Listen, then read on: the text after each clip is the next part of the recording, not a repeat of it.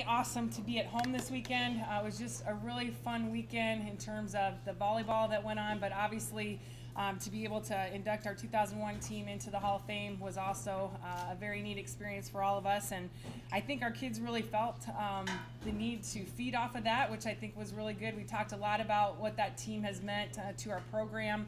And I know our kids really respect the tradition that has been built at UNI. And really wanted to do a good job this weekend, partly for that as well. So I think it was the first weekend that we really put together two strong back-to-back performances against two really good teams. I thought the focus and the intensity, both in practice and in the matches this weekend, was really there from start to finish. So I think that's a huge improvement for our team. We executed, in my mind, in all aspects of the game, strong, consistently, which I've talked about the consistency being a huge part of what we need to improve on. And even in times where there were miscues or some poor execution, I thought we did a really good job of not letting that affect and snowball into play after play, which is huge growth for our team. So very proud of that. Defensively, I felt we challenged balls at the net. I talked about some new blocking things that we're trying to implement. We get better and better at that every time we step on the court. I thought our second and third line of defense was probably the best it's been all year. We just did not let the ball hit the floor much this weekend. I think our kids really fed off of that energy of that kind of defense, so very proud of that. I also thought that forced both Wichita State and Missouri State, who are two very good offensive teams, to become a little bit impatient and started hitting shots that they really didn't have. So I really credit our defense for their effort this weekend. I also have talked about our transition offense, being able to make plays defensively and then transition out of that and put an effective offense over the net, and that was hugely improved this weekend. I thought it was probably the highest percentage of being able to dig a ball and transition out of that we've had all year, so great to see. We were very balanced offensively, and I think a lot goes into that. Our passing game was pretty strong. Molly Turk, I think, had one of her best weekends in terms of just putting our hitters in really good situations, distributing the ball very well, so very proud of her effort. Our middles, Krista and Shelby, just kept the tempo very fast this weekend, which is huge to the execution of our offense, so very proud of their effort. On Saturday, all 5 of our attackers were in double digits, so very balanced. I think we had 5 diggers actually have double-digit digs, so out of our 99 digs, that was spread out amongst 5 of our players. Candace Burke obviously leading the way with that, but I also thought Jenny Wilms had a great defensive weekend. Amy Brown and Macy Euban both had double-doubles on Saturday, so it was basically, in my mind, one of the best all-around team efforts that we've had all year. So very proud of our kids. I want to thank so much the crowd for coming out this weekend. On Friday, we had almost 4,000 people, and then on Saturday, even though it was a late night match, we had over 2,000, and I cannot tell you what a difference that makes.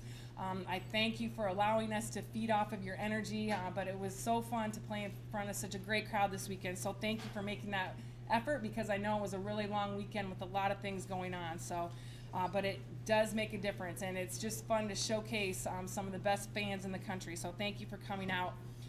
We do head out again on the road for a tough weekend. We have Creighton on Friday night, who is second in the league right now. And Creighton is playing some great volleyball, especially at home. They challenged themselves with a very good preseason schedule, and they've lost 2 matches during the preseason, one to Kansas State, who is in the top 15.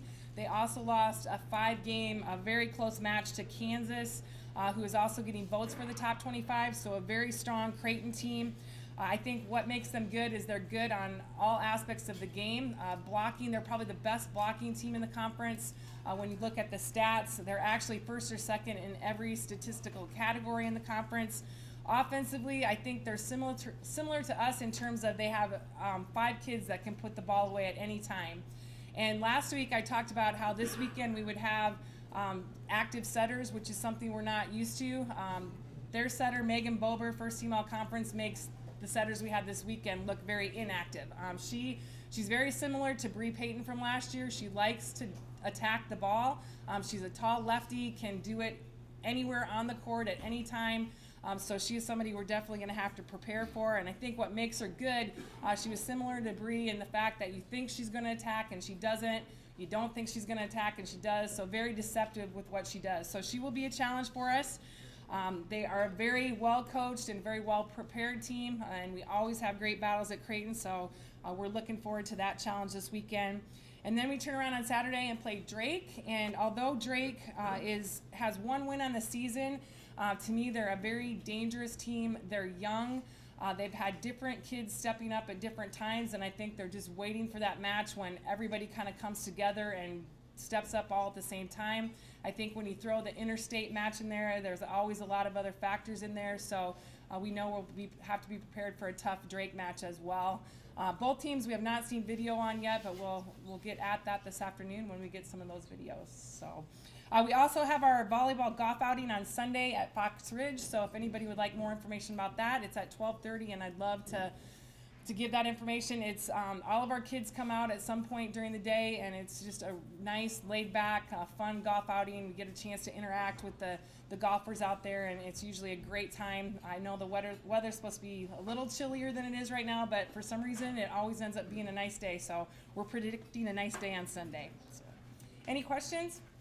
Since your schedule's going to settle down, you guys have had some practice time. Is that helping this improved play? I mean, the last 5 wins, you've only dropped 2 sets the entire time. Yeah, I think a couple things with that. We've been able to rest a little bit more too. I think, Friday I felt like we looked as refreshed as we ever have. And, we get a lot of rest in earlier in the week, and then the practice has been huge. And just to see, sometimes you don't know, we know we have made improvements in practice. It's just been fun to see our kids be able to do that in a match type situation. But obviously the practice has been huge, and the development during that practice time. Our kids are taking that practice time extremely seriously. Like I said, the focus in practice last week was better than it's been. I think they appreciate practice.